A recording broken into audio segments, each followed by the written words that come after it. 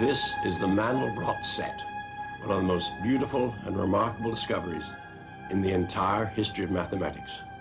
Yet it was discovered as recently as 1980.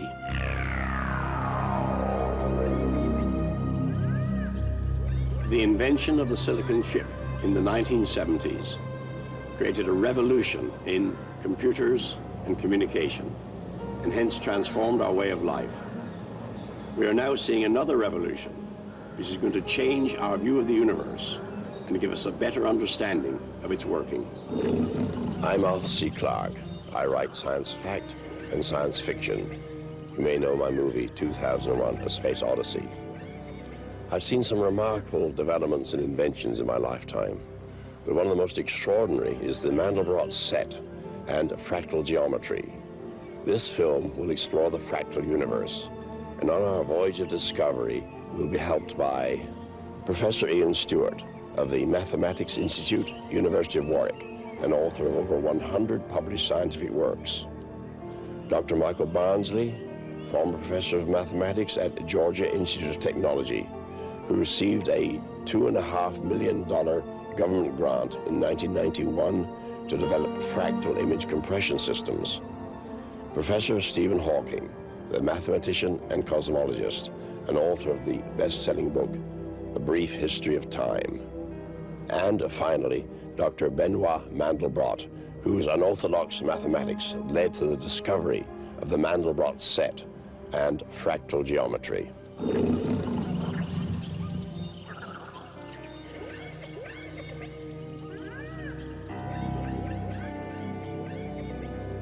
I first saw the Mandelbrot set somewhere in the mid-80s. I remember it quite clearly. We were at a mathematical conference on something totally different, and everyone went along to this exhibition because it was mathematical pictures. And there were these amazing coloured pictures on the wall, and I'd really not seen anything like this before. It's not easy to describe the Mandelbrot set visually. It looks like a man, it looks like a cat, it looks like a cactus, it looks like a cockroach. It's got little bits and pieces that remind us of almost anything that you can see out in the real world, particularly living things. So it has a character that reminds us of a lot of things, and yet it itself is unique and new. The Mandelbrot set is real, an absolute thing, no question whatsoever. Any mathematician or any computer scientist or student in a school can study it and find the same, describe the same thing. It's a common experience. And so such things that can be magnified forever and have infinite precision do exist, but they're not touchable. It's a geometrical shape, an icon, if you wish, which somehow embodies as an example a very important aspect of how the world works. Somebody recently actually called this set the thumbprint of God. Now we'll begin our serious exploration of the Mandelbrot set, a voyage which, in fact, could last forever and ever, much longer than the lifetime of the universe. I have here the full set, about 6 inches across. Now, if I blow this up, I'll increase the magnification now 13 times, and you see more and more detail is appearing. And the interesting thing is you see mini Mandelbrots, replicas, almost identical, yet perhaps subtly different, of the original set. And I can go on doing this. Here's a magnification of more than 3,000 times. So the original picture, about 6 inches across, is now half a mile across. And no matter how much we magnified it, a million times, a billion times, until the original set was bigger than the entire universe, we would still see new patterns, new images emerging, because the frontier of the M set is infinitely complex. And when I say infinitely, I really mean that. Most people, when they say infinitely, they mean only rather big, but this is really infinity.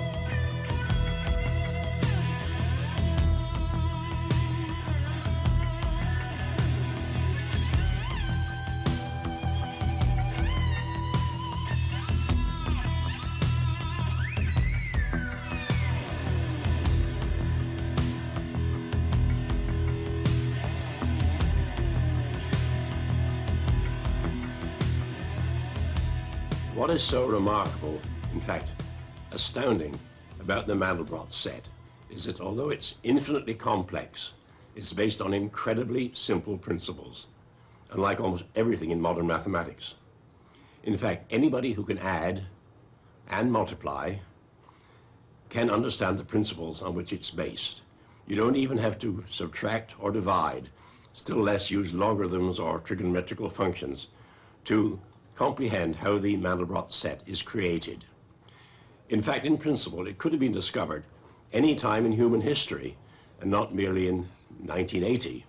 But the problem is this: although it's only based on adding and multiplying, you have to carry out those operations millions, billions of times to create a complete set. And that's why it was not discovered until the era of modern computers. It was on the 1st of March, 1980, at IBM's Thomas J. Watson Research Center in upstate New York that Benoît Mandelbrot first glimpsed the M-set. The seeds of this discovery were, in fact, sown decades before the M-set was first seen. In Paris, in 1917, a mathematician called Gaston Julia published papers connected with so-called complex numbers. The results of his endeavors eventually became known as Julia sets, although Julia himself never saw a Julia set. He could only guess at them, and it wouldn't be until the advent of modern computers that Julia sets could be seen for the first time. For me, the first step, almost a difficult mathematical problem, was to program it and see how it looked like. We started programming Julia sets of all kinds. It was extraordinarily great fun.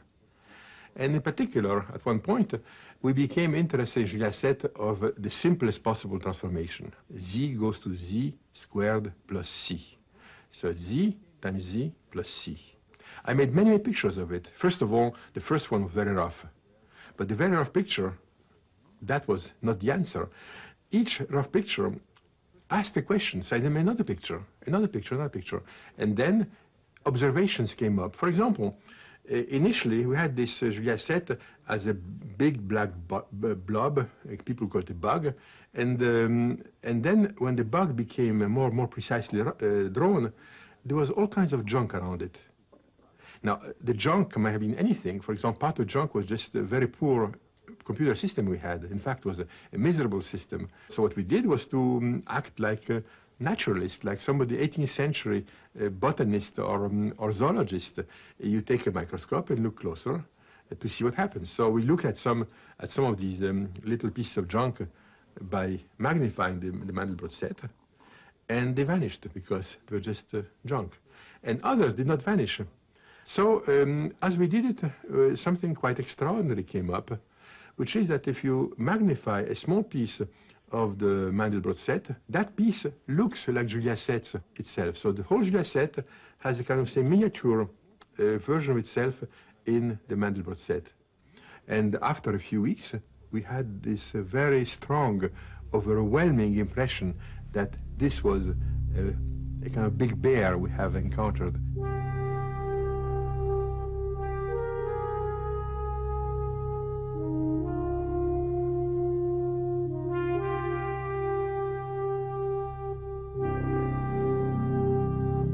I think the most important implication is that from very simple formulas, you can get very complicated results. It's fundamental from viewpoint of the very base of science, because what is science? We have all this mess around us, things are totally incomprehensible, and then eventually, more or less rapidly, more or less hard to achieve, we find simple laws, simple formulas. In a way, a very simple formula, Newton's law, which is just also a few symbols, can, by hard work, explain the motion of planets around the sun and many, many other things to the 15th decimal. It's marvelous. A very simple formula explains all these very complicated things. There's an interesting parallel with the equation that almost everybody is familiar with, the only equation almost everybody is familiar with, E equals mc squared, Albert Einstein's equation that says matter and energy are equivalent to each other. That was a very simple equation with very far-reaching consequences. And the equation for the Mandelbrot set is equally simple. Z equals z squared plus c. The letters in the Mandelbrot equation stand for numbers, unlike those in Einstein's equation where they stand for physical quantities, mass, velocity, energy. The Mandelbrot numbers are coordinates, positions on the plane, defining the location of a spot. Another difference from Einstein's equation, and a very important one, is this double arrow. It's a kind of a two-way traffic sign. The numbers flow in both directions, constantly feeding back on themselves. This process of going round and round a loop is called iteration. It's rather like a dog chasing its own tail. The output of one operation becomes the input of the other, and so on and on and on. When the Mandelbrot equation is given a number representing a point, and that number is iterated through the equation, one of two things happen. Either the number gets bigger and bigger and shoots off to infinity, or it shrinks to zero. Depending on which happens, the computer then knows where to draw a boundary line. So what we get from this basic iteration is a kind of map, dividing this world into two distinct territories. Outside of it are all the numbers that have the freedom of infinity. Inside it, numbers that are prisoners, trapped and doomed to ultimate extinction. Think of a computer screen. You're looking at each individual little element, each pixel of the screen. You pick one of these pixels, you apply this rule lots and lots of times, and either the pixel moves off and disappears completely from view, or it moves in towards a fixed point in the middle of the screen. And what you do is, you just want to distinguish between going off out to infinity or going into zero. So any point that moves into zero when you apply this rule, you colour that point black. And any point that goes off to infinity, what people tend to do is colour it all sorts of wonderful rainbow hues about how fast it goes away. The important bit's the black bit in the middle. That's all the stuff that doesn't escape when you keep applying this rule. Now, the colours are completely arbitrary. They could be anything, but they are not meaningless. A very good analogy is the contour map, you'll see, of a mountain range, for example, where the contours are drawn and coloured, the areas are coloured. The highest areas might be coloured white, and brown, then green, and then if you went on into the sea, deeper and deeper blues, just to show where the various levels occur. So it's the same here. You can make the colours anything you like, but they do define the different areas of calculation. And you can change them and get the most gorgeous results. Just look at this. Now, you may think that the frontiers are moving, but there's no motion whatsoever. Only the colors are cycling, in or out. Nothing is moving.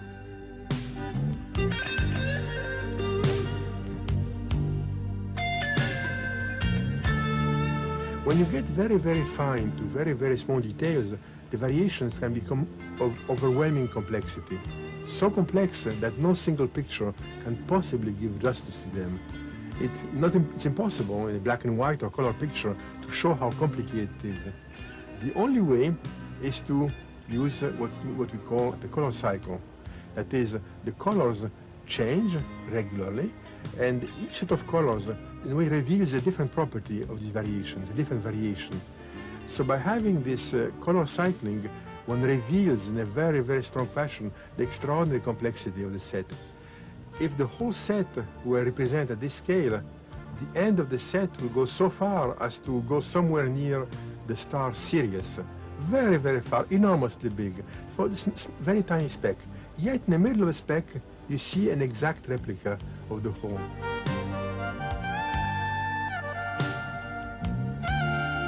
One of the most striking facets of the Mandelbrot set is the internal consistency of the object. It all hangs together. And if you look at the boundary and zoom in, if you look in just the right place, what you see is baby Mandelbrot sets, perfect in every detail. They're just slightly bent compared to the real set. You can't even see that, but if you look closely, they are. And they're decorated by slightly different external features. And then by the same token, if you zoom into the boundary of those, you see baby Mandelbrot sets, the second generation. And inside those, the third generation. It goes on forever. And so you're seeing islands of order in a sea of chaos.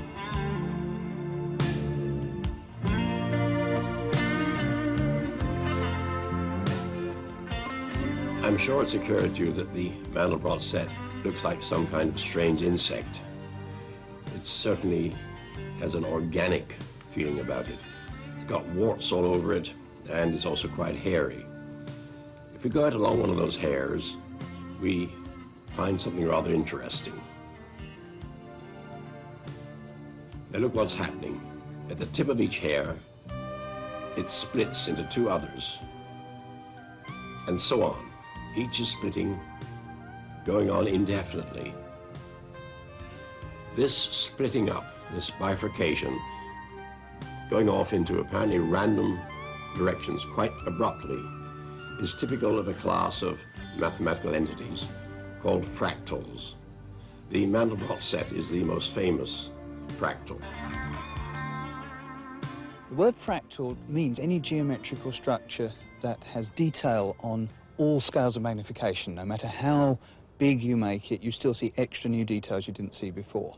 And the name was actually invented by Mandelbrot himself. He felt he had to have a name for this area he realised he was working in. And so he coined the term fractal because it conveys this feeling of fragmented, broken, fractional, irregular. It took a long time for us to emerge and start to look out at the other part of the physical observable universe, not as narrow studied little entities, the scientist who studies the flea on the back of the flea on the back of the flea, but rather being able suddenly to look out at the totality of nature and then say, my goodness me, we've got nothing to describe this with. Clouds are not made with straight edges. Trees are not circles. They're not triangles. They're something very, very different indeed. But there's a continual kind of a pattern that I can see as I look at the edge of a rising cumulus cloud, one of those very, very wrinkly, coruscated clouds that has such fine structure in it.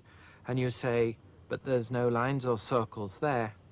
The wonderful discovery has been that there's an extension of classical geometry, Euclidean geometry, which is called fractal geometry.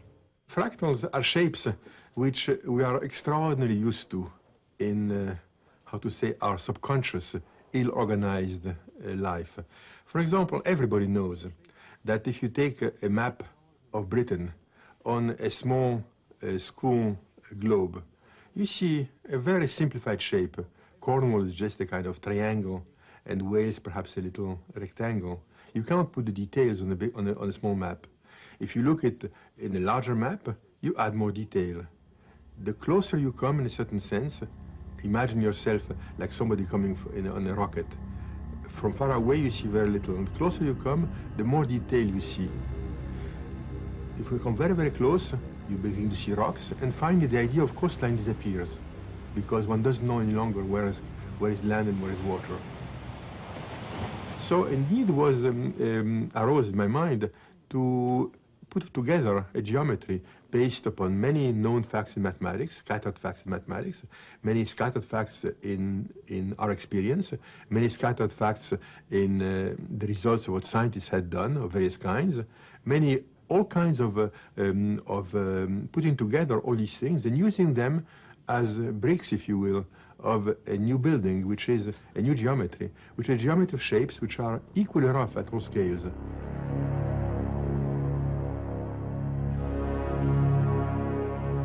One of the revolutions in thought that's resulted from this discovery is the realization that nature deals not in smooth, continuous objects, as we always imagined, but more often in fractals. And I'd like to show you how she does this. Now I'm going to generate a fractal before your very eyes. What you see here is what's called the seed, and it's an appropriate word in this case. Those two lines represent the first generation of the formation of a geometrical figure. And the computer has been told to continue growing these lines, but changing the direction every so often and at different distances. Now that's a very simple set of instructions, but look what happens after they've been carried out for, say, 10 generations. The tree I showed here, and it does look very much like a tree in nature, is symmetrical because the two branches at the beginning were the same length, off in the same direction. But if we change the length of one branch and change the direction, look what happens. In a way, this is a more realistic tree than the first one, because in nature you seldom have perfect symmetry. Much more elaborate structures can be created by very similar rules. I'd like to emphasize that all these shapes or objects, or whatever you call them, although they look real, are generated entirely in the computer by following out a few simple instructions and repeating them over and over again. This is the way in which nature creates things. It's exactly like the DNA in a butterfly's egg. Somehow that unravels and unrolls to form the extraordinary and beautiful pattern on a butterfly's wing with its myriads of colors and form. Somehow it's hidden in that seed in the DNA, and not only that, but the wings themselves probably only occupy a relatively small part of the total DNA. They are, if you like, a little formula that is unraveled by the process of growth and deterministic following of rules to form this natural and beautiful thing.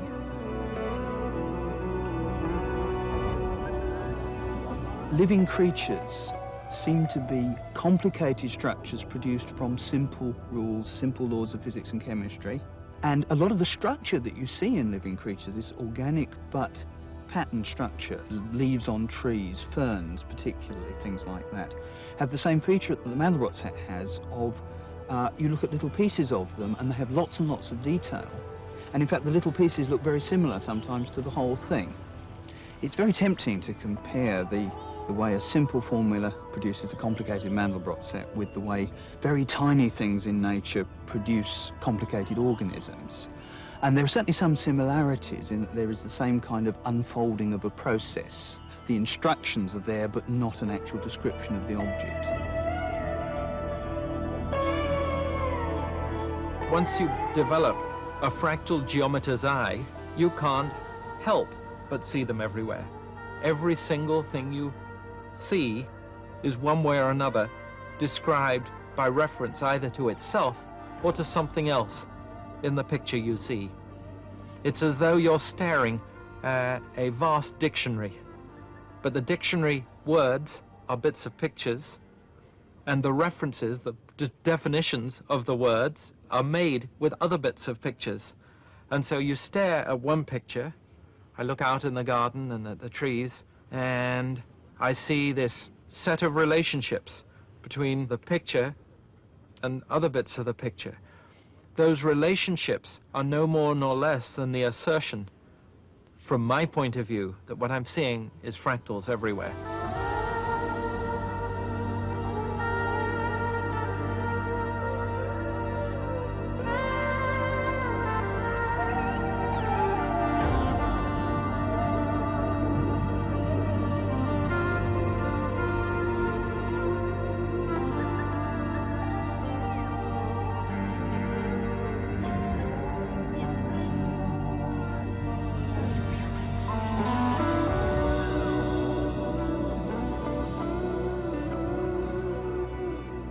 The discovery of fractal geometry changes completely the kind of patterns we can look for in nature. And that is a really fundamental change to the sort of things mathematicians and scientists can do. And that's got to have a big effect. Fractal geometry is already being applied throughout the physical sciences as a way of describing data in a new way. And the dream is that a fractal geometer can describe a cloud as simply as an architect can describe a house. He can use his intricate, repeatable formulas, simple formulas, to describe these unimaginably complex and beautiful shapes, and then communicate them from me to another scientist, to you. Here's not my straight line, build it straight, but here's my ragged formula, but it's very simple. Go build it wild like this.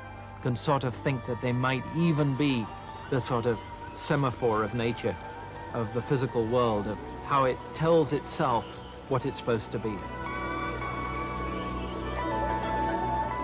Let's go back to the Mandelbrot set and look at some more of the strange flora and fauna of the Mandelbrot Zoo. There's a certain similarity between these shapes. You can recognize they're cousins of each other, and yet they're all different despite their similarity. There's an infinite variety here, just indeed as there is in the world of nature.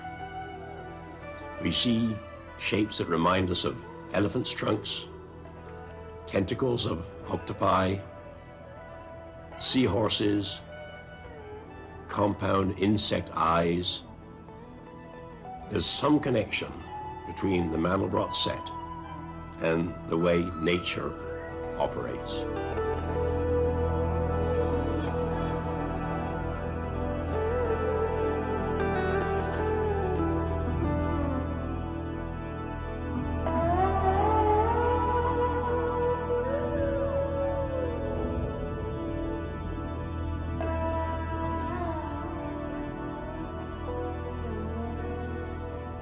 I'm looking at Saturn, one of the most beautiful objects in the sky.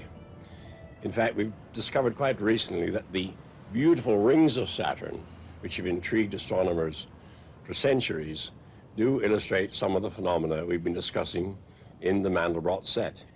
As you go closer and closer to Saturn, you see more and more detail which no one had ever dreamed of before the space age opened and we were able to get close-ups of Saturn and its rings.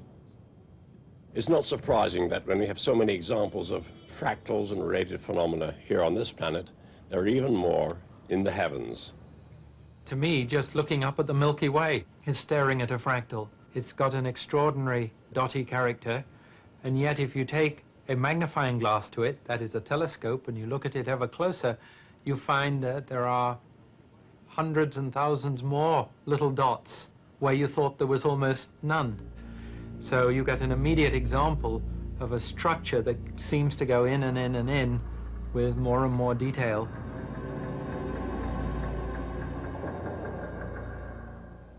I had the great privilege of having a discussion with the famous cosmologist Stephen Hawking when I passed through London recently.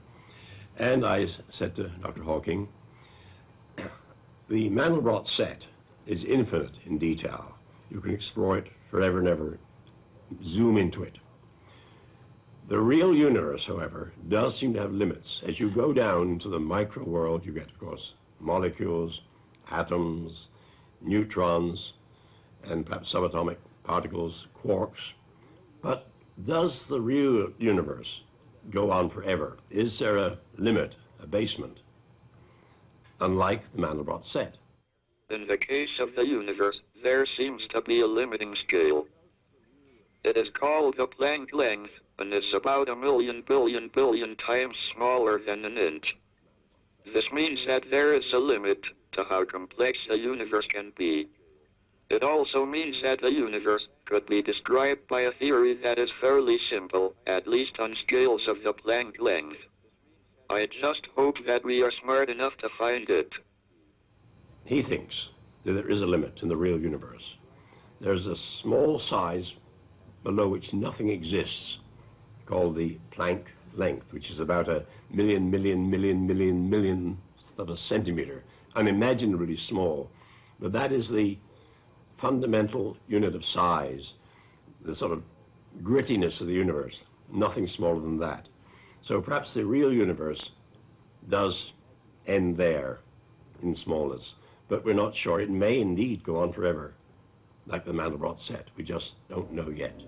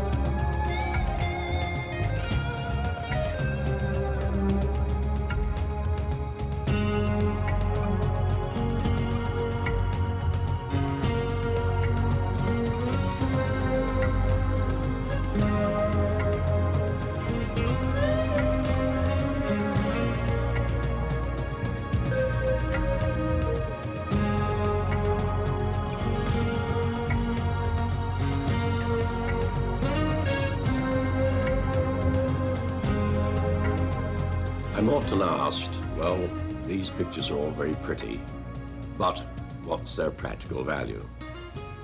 And I'm tempted to answer in the famous words of Faraday, who once said, when someone asked him what use were these experiments playing with wires and magnets, what use is a newborn baby?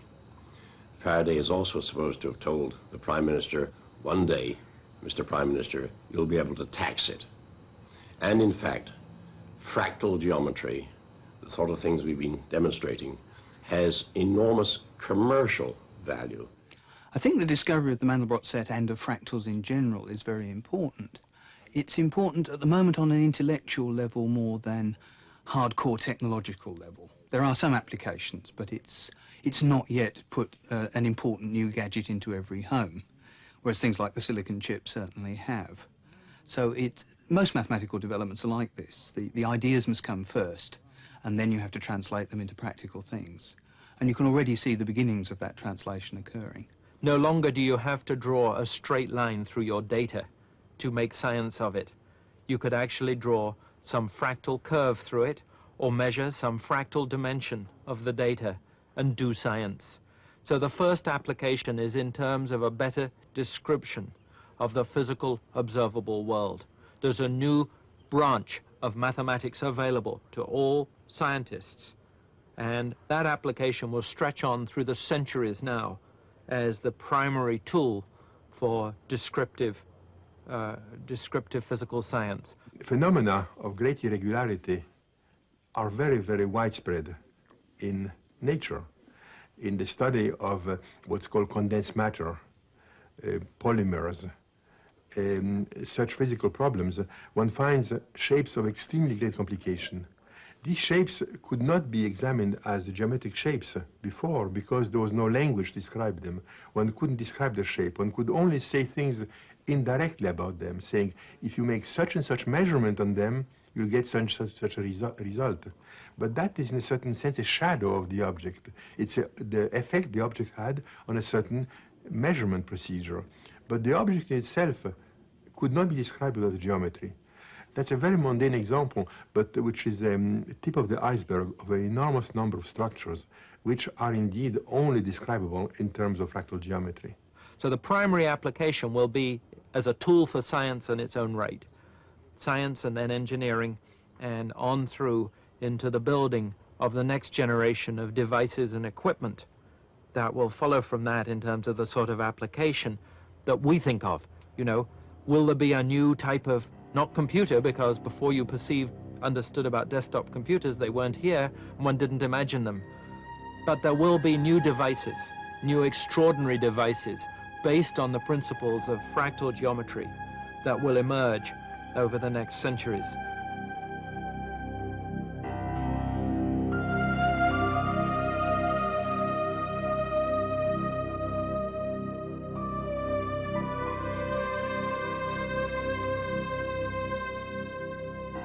Suppose you were the owner of a television station or a satellite which could broadcast just one television program. And somebody came to you and said, with the same amount of power, you can broadcast not one, but 10 programs. What would that be worth to you? Obviously, it would multiply the value of your investment 10 times overnight. Well, that's the sort of thing that fractal geometry makes possible. Atlanta, Georgia, headquarters of Michael Barnsley's Iterated Systems. In 1991, Barnsley received a $2.5 million government grant to develop fractal image compression systems. Corporations such as Microsoft, Mitsubishi, Multicom, and Virgin now use Barnsley's image and data compression software. One of the most exciting moments occurred when I discovered the collage theorem. We'd been trying to work out how you could control a certain class of dynamical systems to make pictures of leaves. Then, struggling with the question, it just dawned on me that it was very simple. You needed to form a collage, a covering of the object with copies of itself, smaller, shrunken copies, so that the whole object was tiled with copies of itself. It's a self-reference statement. It's as though you took instead you might take a triangle and cover it with little triangles. You might take a square and cover it with little squares, Well, the theorem said if you took a fern and covered it with little ferns, then you would have created a dynamical system or a formula for a fern. But if you tried to actually create a picture using the collage theorem, it took hundreds of hours of graduate student time working on the problem. And the holy grail at this point for us became the question of, could we find a way to tell a computer, just look at a picture, a digital picture, and automatically go ahead and find the fractal formula for it. The discovery of how to automatically calculate the collage for an arbitrary picture came to me in a dream. From the early days of doing mathematics, I used to have a recurrent nightmare, which was something to do with studying matrices. And they kind of remind one of perhaps an old-fashioned telephone switchboard. Well, in the dream what happened was there was thousands of holes and lots of wires connecting everywhere to everywhere. And it was always a sort of tense muddle between the switchboard with all the wires going everywhere, always in a horrible tangle, and somehow it represented a matrix. I'd had this nightmare many, many times over 20 years. Night of the anniversary of my father's death, 2 years after, suddenly I saw in the dream how you could straighten out the switchboard, how all the wires would become untangled and nicely connected, and how you would join all the wires from big blocks to little blocks in the grid. And I woke up in the morning, I knew I'd discovered it, that this was it. This was the total secret to fractal image compression. How to automatically look at a digital picture, these ones made of the low resolution input, like your eye receives, and how to turn it into A, a formula, and B, an entity of infinite resolution. So the goal is now to be able to capture this fire of Prometheus, if you like, this fractal wonder, put it in a box, and being able to make this available to everyone. Using Michael Barnsley's system, we can now compress images so they require drastically fewer bits to store them. Now, whether you compress or expand an image depends on the same fractal principles, and Barnsley's theories have now become a commercial reality. Let's take a look at one of his programs. If we take a tiny piece of this image, which has been stored in digital form in the normal way, and blow it up, it becomes very pixelated, and they're huge pixels. Now, if we take this very coarse image and pass it through Barnsley's fractal analyzer, we can actually reconstruct the details of the original image. If we then put the two images side by side, the difference is startling. So, where has all this detail come from? Well, this fractal image is a prediction based on the digital data sampled at the original low resolution. And you can, of course, magnify this image just as much as you wish, because, like the M-set, it has infinite resolution. What you see are fractal textures, fractal creations that mimic the missing data. They are, if you like, interpolations or predictions, but they're done using fractal geometry. What happens is the original data is modeled by a fractal formula, and then we're looking at that fractal at greater and greater detail. We're all used to seeing, every night on TV, the satellite view of the Earth with clouds moving over continents, showing the formation of storms and so forth. Now, those weather satellites have been operating for decades. What is not so well known is that there are also satellites up there, so-called spy satellites or reconnaissance satellites, which produce images of the Earth, or at least points of particular interest to the military, with thousands of times the definition of the weather satellites. But this means they have to transmit tremendous amounts of data to the ground, far more information than the weather satellites. So therefore, data compression, the ability to squeeze images and send them and then expand them again on the ground, is of enormous importance to the military. And we can thank those satellites for the fact that World War III has not yet broken out, and hopefully never will break out. fractal geometry also has surprising applications in medicine. This is the blood circulatory system of the human body, and yet you'll recognize it. It is a kind of fractal. Now we can understand what is really happening when our blood circulates. Here is the most important fractal of all in the human body, a small portion of the incredibly complex wiring circuit of the brain. We may never understand how our brains work, but if we do, I suspect they'll depend on some application of fractal geometry. Why I think there may be some connection between the Mandelbrot set and the wiring of the brain is because when I close my eyes and press my fingers against my eyelids, I see these patterns. I'm sure you're all familiar with them. You also see them when anybody gives you a bang on the head.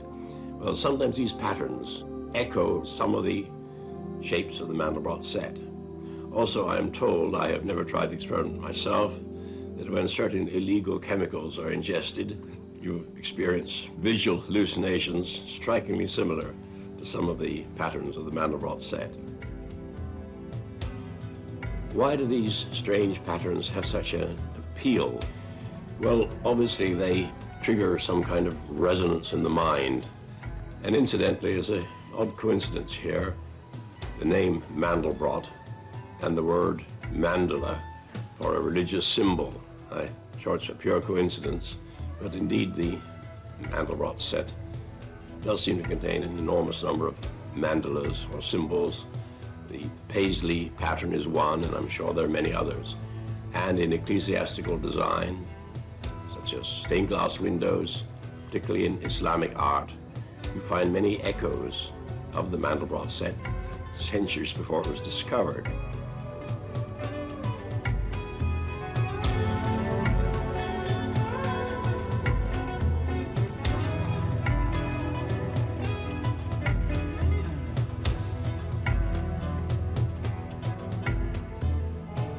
I had an experience which many people repeated and told me about.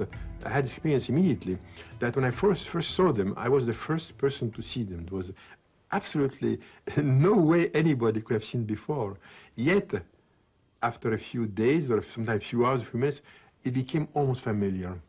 I was finding features in it which I've seen somewhere. So where have I seen them? Well, first of all, certainly, as I said, in natural phenomena, but also perhaps in art. So one wonders, why is it so? We know the brain has some cells which handle its shapes, boundaries, and other cells which handle the colors. Does the brain have also cells which handle fractal complication? Well, we don't know. It's a purely hypothetical question. It's a tempting question, but we don't know anything about it. Here's another strange resonance. This series of paintings was made in 1928 by a patient of Carl Gustav Jung, the co-founder of modern psychology. Jung would have been surprised and delighted to know that the computer revolution, whose beginning he just lived to see, would give new impetus to his theory of the collective unconscious. The idea that there's a well of consciousness compounded of primordial universal images that we all share, the substructure or background of awareness. The mind clearly finds resonances in the M set, but there are other wider implications too. This mathematics offers new insights into the way the universe works, how much in life is determined, and how much is due to chance. When Isaac Newton came up with laws of motion and laws of gravity, the picture that emerged was of a clockwork universe. It was of a machine that ticked on a predetermined course. All you needed to know was where it was now and what it was doing now, and then you could predict the future forever. And there are two challenges to this. One is quantum mechanics, which says, in fact, there is irreducible chance built into the very fabric of the universe. And you can't actually say exactly what it's doing now. You can't say exactly what it's doing ever. But the other is things that come out of the Mandelbrot set and related parts of mathematics, which is that even in a Newtonian world, in practice, you may not be able to predict the future. It can be deterministic in principle, but not in practice. This is how God created a system which gave us free will. It's the most brilliant maneuver in the universe, to create something in which everything is free. How could you do that? Albert Einstein refused to accept the idea of a dice-playing deity. He wrote a letter to Max Born in which he said, "You believe in a God who plays dice, and I in complete law and order." So he obviously felt that chance and deterministic laws were not compatible, and he preferred the deterministic laws. Now, what the Mandelbrot set and chaos and related things have done for us is to show that you can have both at the same time. So it's not whether God plays dice that matters, it's how God plays dice. I can tell you, exploring this set, I certainly never had the feeling of invention. I had never the feeling that my imagination was rich enough to invent all these extraordinary things. I was discovering them. They were there, even though nobody had seen them before. It's marvelous. A very simple formula explains all these very complicated things. So the goal of science is starting with mess to explain by a simple formula. That's the kind of dream of science. And in this case, the dream is implemented in a fantastic fashion.